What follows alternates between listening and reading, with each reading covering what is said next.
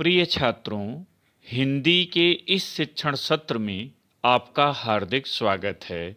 आज हम गद्य खंड के अंतर्गत आचार्य महावीर प्रसाद द्विवेदी जी के निबंध महाकवि माघ का प्रभात वर्णन के 8वें भाग का अध्ययन करेंगे। प्रस्तुत अंश में लेखक ने सूर्यदेव की उदारता को माध्यम बनाकर संसार के सज्जन एवं उदार हृदय वाले व्यक्तियों के स्वभाव का यथार्थ चित्रण किया है। गद्यांश देखें। सूर्यदेव की उदारता और न्यायशीलता तारीफ के लायक है। तरफदारी तो उसे छू तक नहीं गई, पक्षपात की तो गंध तक उसमें नहीं। देखिए न, उदय तो उसका उदयाचल पर हुआ, पर क्षण ही भर में उसने अपने नए किरण कलाप को उसी पर्वत के शिखर पर नहीं, प्रत्युत सभी पर्वतों के शिखरों पर फैलाकर उन सब की शोभा बढ़ा दी। कठिन शब्दों के साथ अर्थ देखें। उदारता, उदार स्वभाव। न्यायशीलता, न्यायप्रिय। तारीफ, प्रशंसा। लायक, योग्य। तरफदारी, पक्षपात।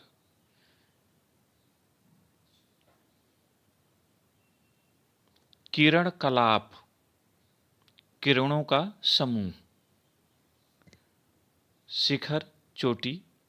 प्रत्युत मने बल की। व्याख्या देखें।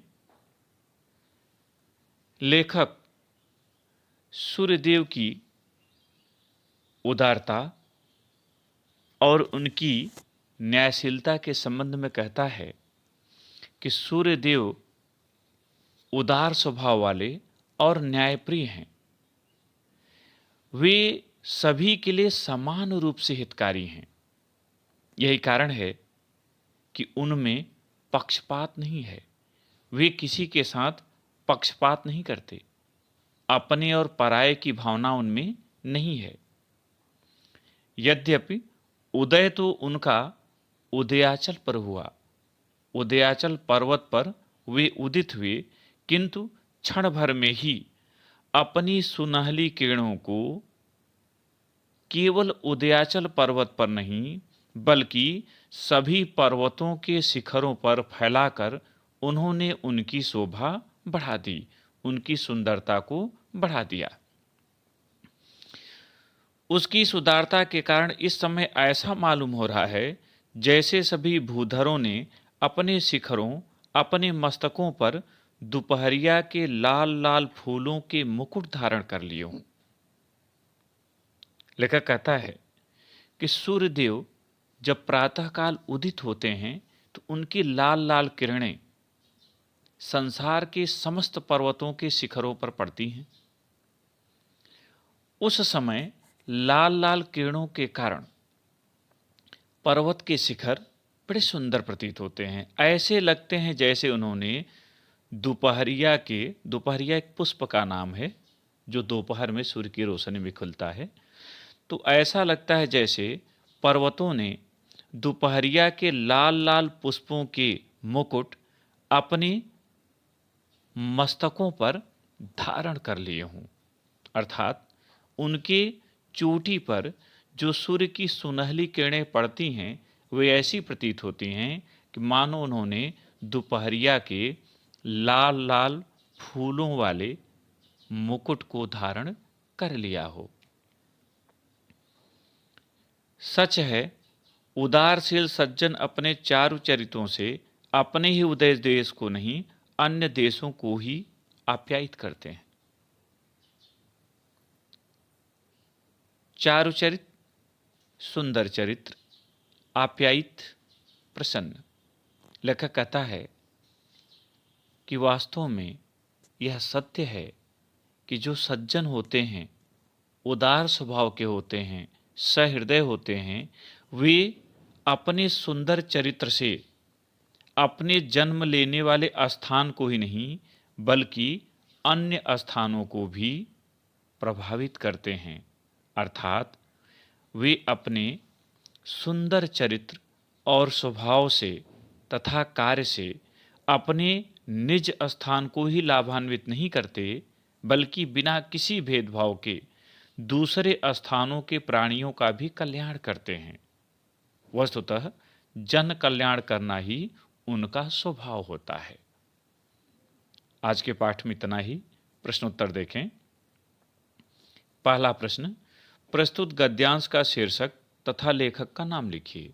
उत्तर, प्रस्तुत गद्यांश का शीर्षक महाकवि माघ का प्रभात वर्णन और लेखक का नाम आचार्य महावीर प्रसाद द्विवेदी है। दूसरा प्रश्न, रेखांकित अंश की व्याख्या कीजिए।